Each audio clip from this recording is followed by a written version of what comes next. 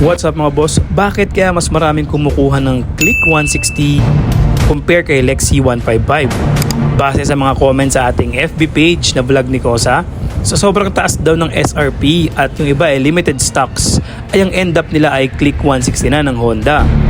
Masyado daw mahigpit ang ibang mga kinukuhanan nila dahil wala masyadong cash na in-offer. Pero pag installment naman ang sinabi mo, biglang may available na unit. So mataas na SRP at mataas na demand, perfect combination yan. So kaya hanggat merong mga unit, kinakagat nating mga rider. Once na kahit medyo mataas ang SRP at kahit malayong lugar, pinupuntahan talaga natin. Kaya yung iba nagsistick na lang sa Click 160 dahil Honda brand din naman ito. At 160cc din, mas mataas ng konti kay Lexi 155. Pero syempre yung iba, gusto pa rin si Lexi dahil nga sa magandang pormahan at Yamaha din naman ito. Kaya ngayon, check natin at pagkumparahin natin yung bagong labas na Click 160 ABS at yung Lexi 155 na ABS na possible din sigurong lumabas sa Philippine market dahil ang standard ni Lexi ay nandito na. Ano ba ang kasunod? Syempre ABS. Naipost ko rin sa ating Facebook page ang mga bagong kulay ni Lexi 155 tulad nitong nasa video na silver, meron ding black at meron ding matte brown or sand ang sabi nilang kulay. Once again, ito po ang comparison ng Click 160 ABS versus Lexi 155 ABS. Let's go! Syempre, simulan natin agad sa bagong-bagong Lexi 155 2026 ABS version. 155cc displacement, single overhead camshaft, 4-stroke, 4 valves at liquid cooled. Fuel injected na rin ito with VVA engine. Maximum power, 15.2 horsepower at 8,000 RPM at may maximum torque na 14.2 Nm at 6,500 RPM. May bore and stroke na 58 by 58.7 mm at compression ratio na 11.6:1. Suspension niya, improved front fork telescopic suspension at rear suspension single spring shock absorber, oil damp with sub-tank for more comfort riding. So kita nyo naman na bago na ang suspension ng Lexi 155 sa likuran. Tire specification ng Lexi na ABS, front 90/90 by 14, same lang naman nung sa standard, at rear 190 by 14, both tubeless tires with casted alloy wheels. When it comes to Honda Click 160, meron naman tayong 156.9cc, single overhead camshaft, 4-stroke at 4 valves din ito. Single cylinder ESP Plus liquid cooled engine din. So parehas talaga sila ni Lexi 155. Si Click 160 naman ay merong maximum power na 15.2 horsepower at 8,500 RPM. Same din ito kay Lexi 155. At may maximum torque na 13.8 Nm at 7,000 RPM. CVT transmission din ito, of course, with 5.5 fuel tank capacity. Yun lang ang lamang niya kay Lexi 155, syempre, at yung kanyang displacement.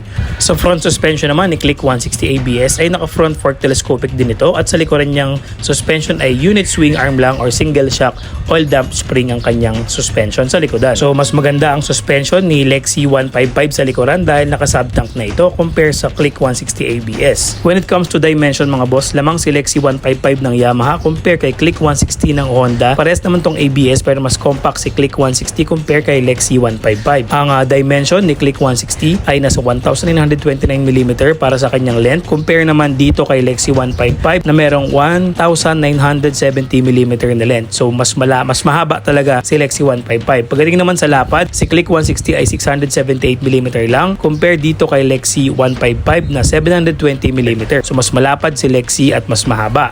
Sa taas naman or sa height, si Click 160 ay mayroong 1,088mm compare kay Lexi 155 na mayroong 1,135mm. So lamang si Lexi 155 pagdating sa dimension or overall dimension. Sa braking power naman, dito lamang si Click 160 dahil pares po itong naka-dual disc brake sa harapan at sa likuran na loaded ng ABS compare kay Lexi 155 na sa harapan lang ang hydraulic disc brake at ABS. Sa likuran ay drum brake pa din.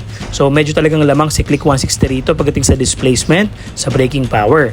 And sa size niya is mas compact si Click 160. At yung ibang mga basic features is meron silang parehas na smart keyless system, parehas na all LED lighting at syempre parehas naman silang naka full LED digital panel. Parehas din silang merong USB charging port at mas lamang talaga si Click 160 pagdating sa fuel capacity dahil nga 5.5 liters si Click 160 compare naman kay Lexi na 4.2 lamang. So itong nasa video natin ngayon is yung bagong Click 160 na ABS version na dual disc brake at of course meron siyang smart keyless system at USB charging port. At meron ding stop and start system. May mga compartment pocket din yan sa harapan at may 5.5 liters na fuel tank capacity. Napaka-pogi at napaka-compact na itong bagong Click 160 na ABS. Malimit kasi bilang rider na bubulag tayo sa sobrang hype ng isang motor at di natin napapansin yung ibang mga offer ng ibang mga brand tulad ng Honda na Click 160 na perfect naman din talaga pang trabaho, pang forma at pang negosyo. So again, Click 160 ABS versus Lexi 155 ABS.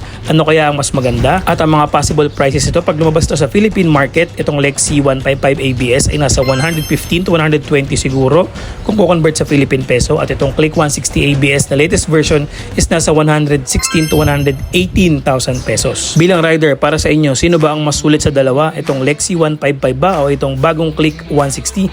Parehas naman silang ABS at parehas ding inaantay na lumabas sa market itong si Lexi 155 na ABS version.